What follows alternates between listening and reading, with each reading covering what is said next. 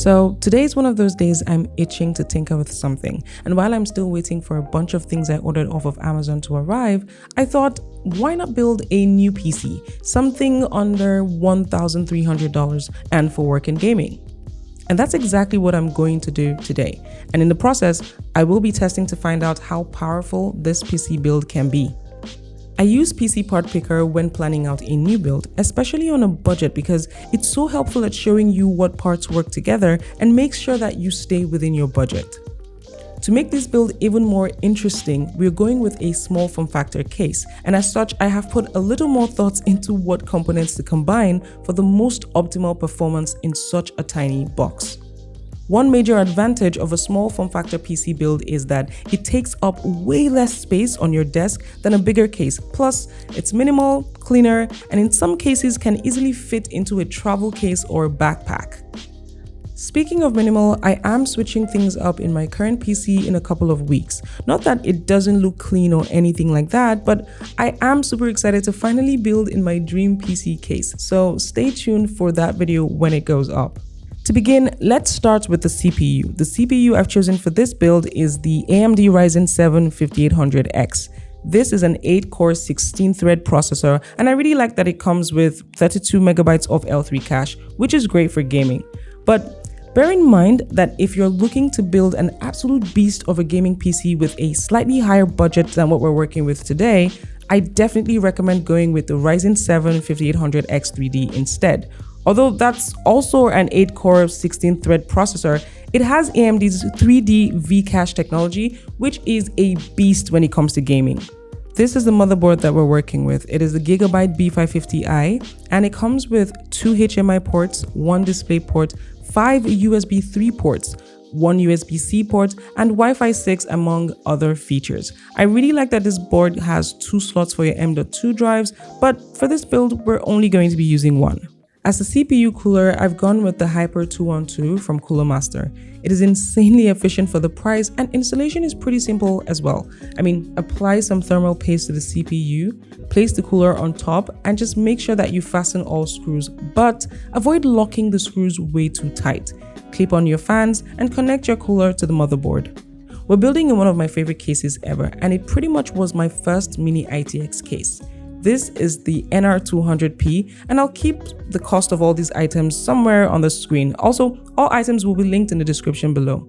By the way, I'll just say this, if you've never built in a Mini-ITX case and would love to try a smaller PC build, you cannot go wrong with this case. It supports a lot of different cooling configurations and can take up to a 280mm AIO. However, the downside to this case is that sadly you won't be able to fit any of the bigger GPUs like the 4080s or the 4090s because those GPUs will just not fit. But if you do like this form factor a lot, you can try the bigger brother, the NR200P Max. For the power supply, I have gone with the Corsair SF750. It is perfect for this build and fits perfectly into the case because of how small it is. It comes with these relatively flexible cables.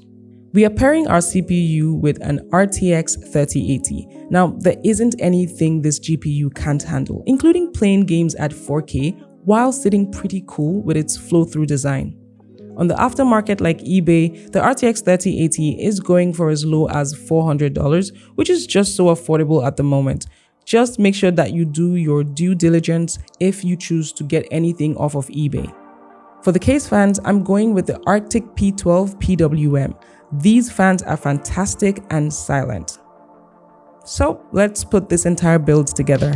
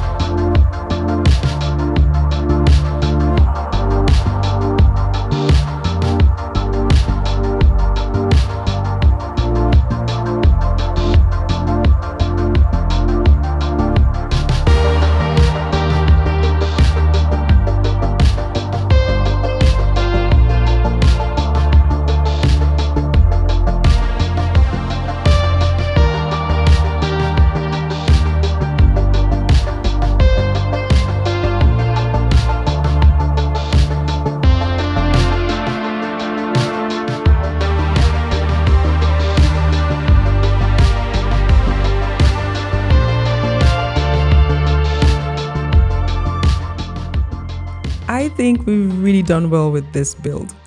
Once you've got Windows all set and have enabled XMP profiles in your BIOS, make sure you download this software called Fan Control to properly set up your fan curves. And here's how this PC performs while playing Shatterline, which has slowly become one of my favorite games at the moment. I'll also test this PC with other games like Call of Duty and the finals in a couple of days, and also see how well it works while editing raw 4K footage in Adobe Premiere Pro. And I'll be sharing those results using the community post here on YouTube. That's just my excuse to actually use this feature more and hopefully connect with you guys. All right, so I just thought to pop in very quickly. While reviewing the video footage, I realized that I didn't mention what RAM sticks I used, and also I didn't talk about the SSD. However, the RAM sticks that you see at the beginning of the footage is not what I ended up using at the end of the final build. I realized midway into the build that those were 64 gig RAM sticks, and that doesn't fit the budget of what we're going for. So I ended up using these 32 gig RAM sticks.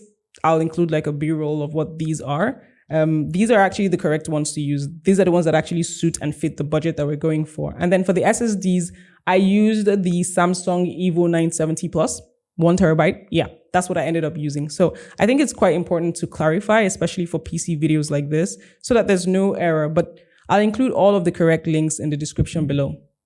All right, let's get back to the video. Overall, I'm really happy with this build. Also, I am going to be upgrading my main PC in a couple of weeks. It's definitely going to be another SFF build, and I'm switching to the Formed T1. I'm super excited. So let me know if you enjoyed this video and found it helpful, and I'll probably add these PC type videos to the mix from time to time. Anyways, I'll catch you in the next video. It's time to get back to work.